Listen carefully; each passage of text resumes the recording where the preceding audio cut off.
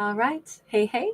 All right. So, Virgos, I already started this video and it bogged down badly. And what we had come out was the King of Pentacles, first card out, and then everything froze and I was trying to reset it.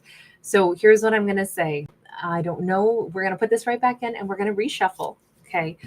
But we're going to keep that in mind. So there may be a stutter start to a love story for Virgo. This is going to be definitely like what is on the horizon in love for Virgo. But let's just see. And let's keep that in mind that we had an amazing King of Pentacles, which would be a great matchup for Virgo. And then something like intervened, maybe time, maybe distance, maybe bumping into the right person, wrong moment, something can't move forward. I don't know, but we're going to keep that in mind because that happened for a reason in our storytelling. We have a Page of Swords. So we may have him still watching Virgo. Doesn't have to be a him. Please bear in mind, I don't read for genders, but Four of Wands upright, Page of Wands in the reverse. Okay, I'm going to say this. Someone who did not get the chance to approach Virgo. They didn't get a chance to walk up to Virgo. They maybe saw Virgo and then it was like, I can't. Maybe it's taboo. Maybe they're not allowed to approach Virgo. Maybe this is like, hey, Virgo's a patron at the restaurant that I work at. I can't just go ask him out.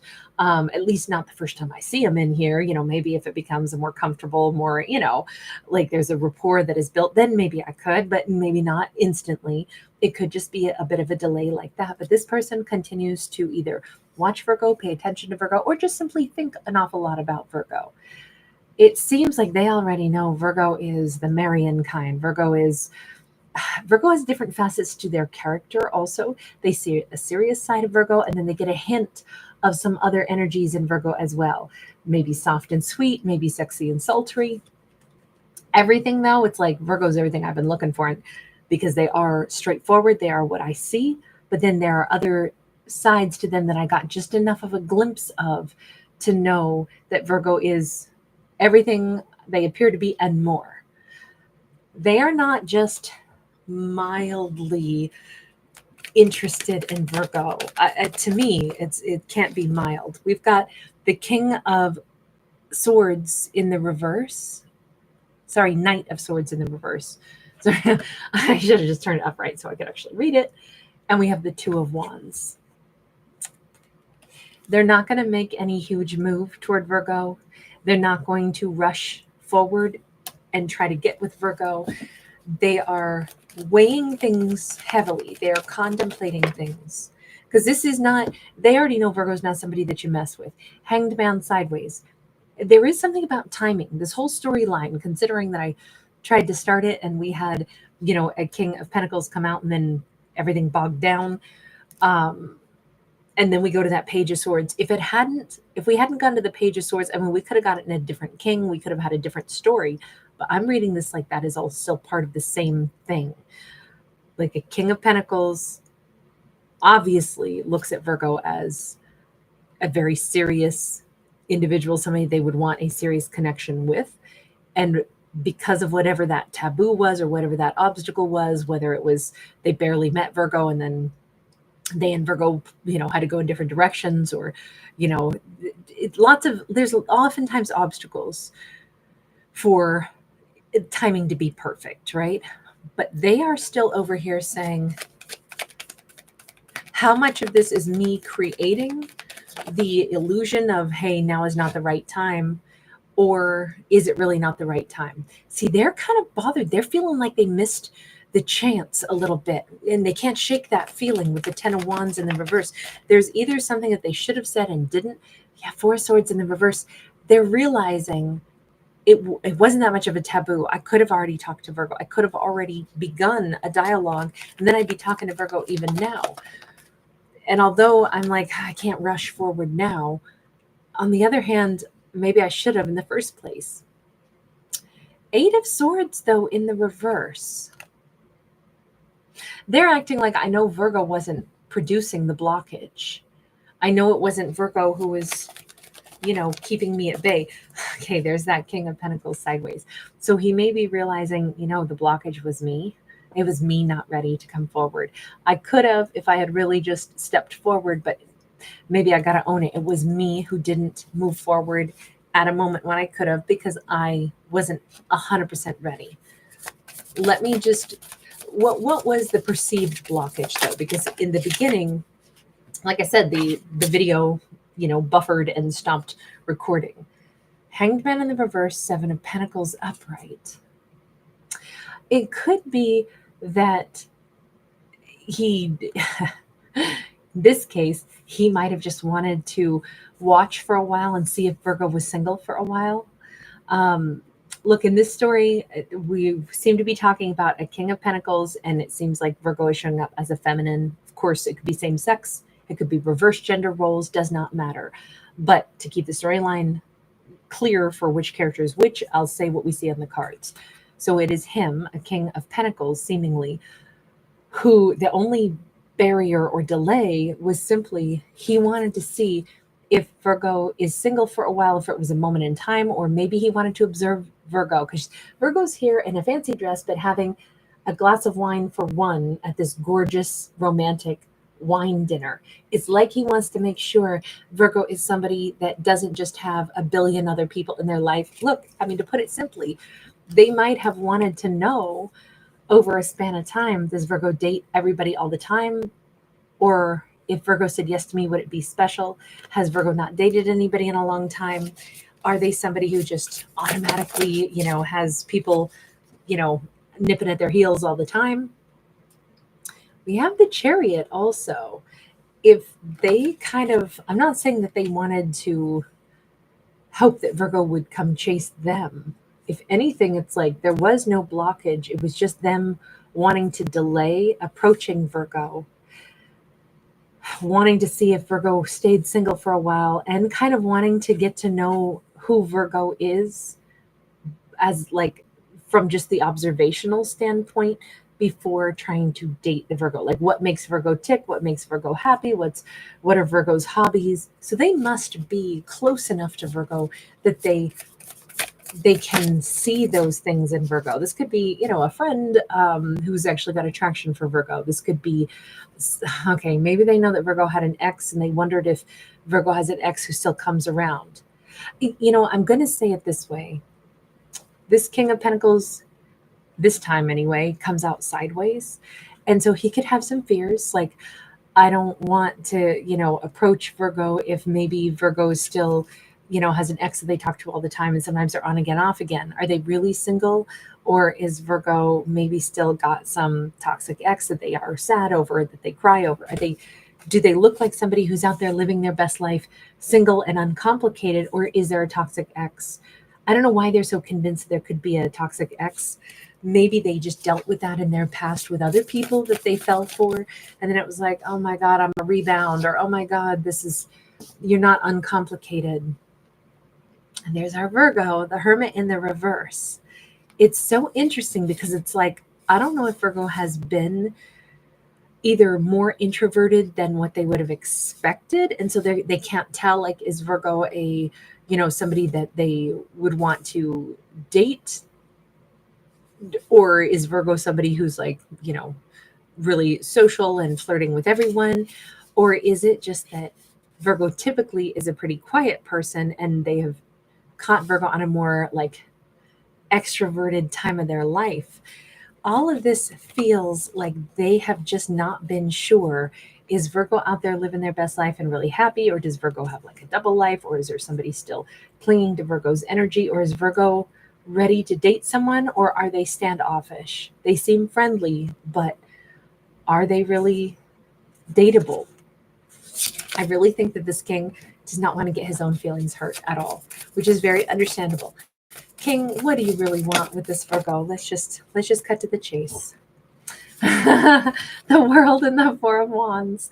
They already really like this Virgo. They see so much beauty in this Virgo. They see Virgo as obviously a Four of Wands. They see Virgo as, in this case, their new beginning, the person that they would most want to, connect to and try to have a long-term connection with. I think that they see Virgo as very different from anybody else they've ever met, but then they're still so scared. What if I've got it all twisted? What if I'm all wrong? I think they see this Virgo as probably a pretty outgoing yet independent person. Definitely somebody who's much more fearless, right? we've got this gal, skateboarding and just kind of doing her thing, hair flying free.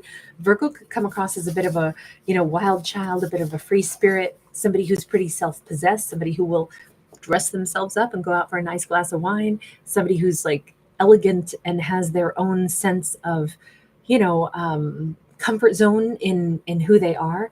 Virgo does not seem like somebody who needs like a posse to hang around with. They don't have to go and be seen with a big group. I don't think that this Virgo tends to be someone who has like a lot of other people around them. And I'm wondering if that's why they were like, can this Virgo really be that independent? Is this Virgo really just that comfortable in their own skin? Or are they kind of aloof because in fact they're still dealing with somebody else who's on their mind, on their heart? It's so crazy because they really want Virgo to be somebody who's single, uncomplicated, unattached, and available so that they can approach. And it's not like there's always so many things stacked against any potential relationship because the more we're on this planet, the more life experiences we have, the more exes we may accrue. And sometimes that can make people feel like you probably have fallen in love with somebody else before. What if you never got over that ex? Now here I am, the new person. But what if, you commit to me, but then a year and a half later, you're like, you know what? I really do still just love my ex instead and want to bounce back to them. I feel like that is a fear for this King of Pentacles. However, in this story, Virgo's got no exes. Virgo's got nobody that they're pining for. This Virgo is as single and free as Virgo seems to be.